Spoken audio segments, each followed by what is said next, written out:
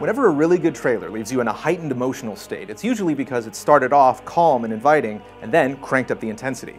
It wouldn't be as effective if it remained serene the whole time, nor would it have kept your interest if it started off on a high note and then tried to maintain that energy for 2 whole minutes. The pace of the editing, the pitch of the music, and the complexity of the action all need to harmoniously build towards the climax. And there's a word for that: escalate.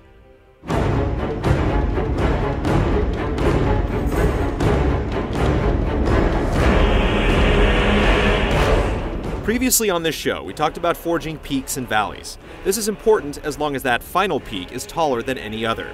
Trailers having big endings is not a groundbreaking concept, but flashier editing and louder music alone isn't going to get you there.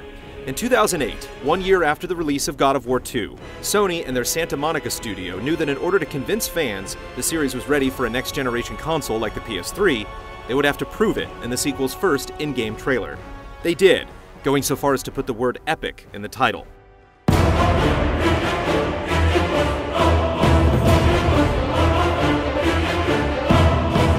Fans knew God of War 3 was coming the moment they saw the ending of God of War 2. The logo was teased in the instruction manual for Chains of Olympus, and the game's first trailer premiered during Sony's press conference at E3 in July of 2008. We all know you're clamoring for Kratos, so here's a trailer to whet your appetite. It included dialogue from Zeus and Kratos, performed by returning actors Corey Burton and T.C. Carson. With no footage from the game's engine, it was an awful tease, so the next time Kratos surfaced, people were anxious to see how much damage his blades could inflict upon the PlayStation 3 hardware.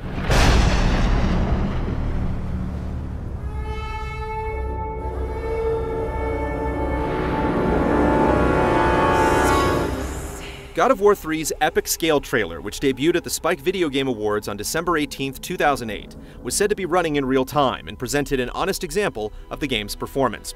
It opens with a crow descending from the clouds and landing on a tree stump by a brook. Searching for food, it pecks off-screen and produces a human eyeball, a hint at the carnage to come. It's a calm opening. Nothing really happens for half a minute. This is an important part of escalating your material, starting small.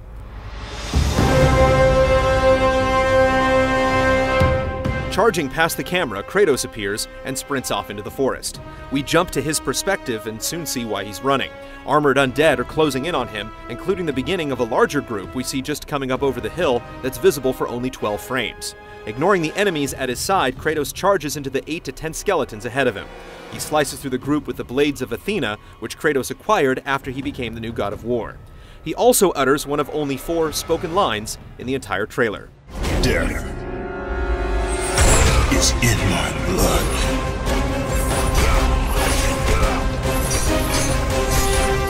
Further down the path, Kratos encounters a centaur general, one of the game's new enemies. He activates the boots of Hermes to run along a rock wall and grapple the centaur from behind, then finishes it off by spilling its insides.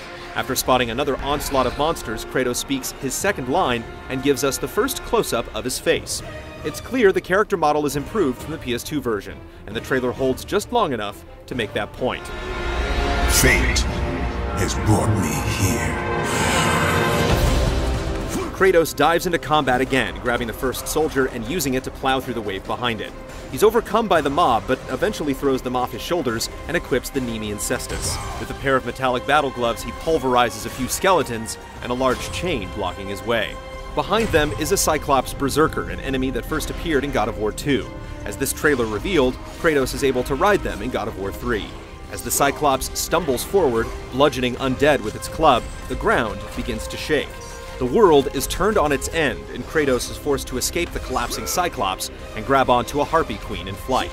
As Kratos gains elevation, it becomes clear this entire battle took place on the back of the Titan, Gaia, who is currently scrambling up Mount Olympus to challenge Zeus. Of course, if you had played God of War 2 before the end of 2008, you knew that already.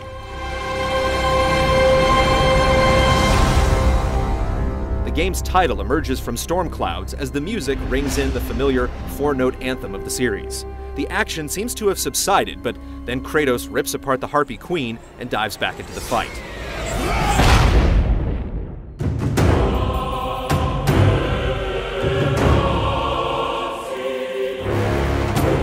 We go from Kratos being chased by a handful of armed corpses to a Cyclops slipping off the edge of a living mountain, scaling another mountain. The sequence would be less impressive if these beats were taken out of context and pasted together in a montage. Each new obstacle is intense because it immediately follows another, and Kratos slices past all of them with ease. The trailer escalates just about everything.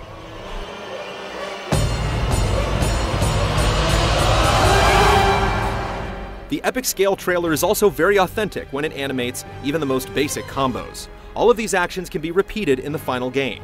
Although the boots of Hermes and Nemean Cestus are not earned until a few hours in, Kratos demonstrates their powers here quickly and effectively. Enemies can be picked up and used as battering rams, large mobs can be thrown back, Centaur generals are finished by spilling their guts, Cyclops berserkers can be forced to attack other enemies, and Harpy queens can be used as temporary transport.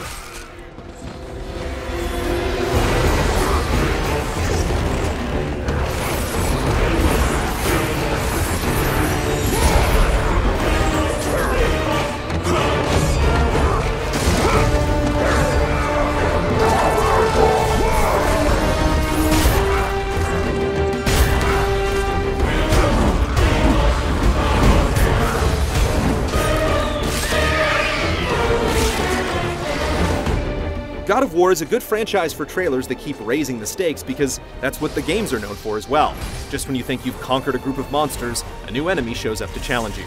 These trailer benchmarks don't have to be combat related. You can just as easily bolster expectations with an unannounced mode of play, an unequipped weapon, or a story sample that suggests things are not entirely what they seem. When you're escalating a trailer, there's more than one way to climb the mountain.